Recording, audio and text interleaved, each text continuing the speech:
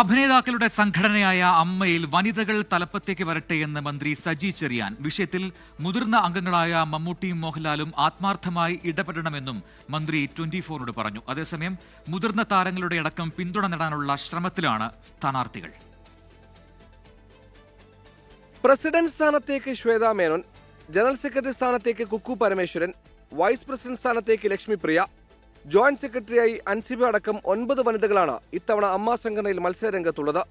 ചരിത്രത്തിൽ ആദ്യമായാണ് സംഘടനയിൽ ഇത്രയധികം വനിതകൾ മത്സരിക്കുന്നതെന്നും ഒരു ടേം വനിതകൾ തലപ്പത്തേക്ക് വരട്ടെ എന്നും മന്ത്രി സജി ചെറിയാൻ 24നോട്.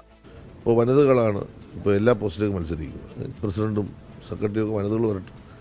അങ്ങനെ നമ്മൾ മാറ്റങ്ങൾ വിധേയമാണ്. എല്ലാ പുരുഷന്മാർ തന്നെ ഇരുന്നാൽ മാത്രമല്ല, അവർ നന്നായി പ്രവർത്തിക്കും. അതൊരു ഒരു മാറ്റം ആ മേഖലയിലെല്ലാം ഉണ്ടാകണം. അപ്പോഴേ നമ്മൾ ഇതിനെല്ലാം അഡ്രസ്സ് ചെയ്യുന്നുള്ള തോന്നൽ വരത്തുള്ളൂ. മലയാള സിനിമയിൽ പുതിയ കാലത്തിന്റെ സൂചനയെന്നും മന്ത്രി. അതേസമയം തെരഞ്ഞെടുപ്പിന് നാളുകൾ ബാക്കി നിൽക്കെ മുതിർന്ന അഭിനേതാക്കളുടെ അടക്കം പിന്തുണ നേടാനുള്ള പ്രവർത്തനങ്ങളിലാണ് സ്ഥാനാർത്ഥികൾ.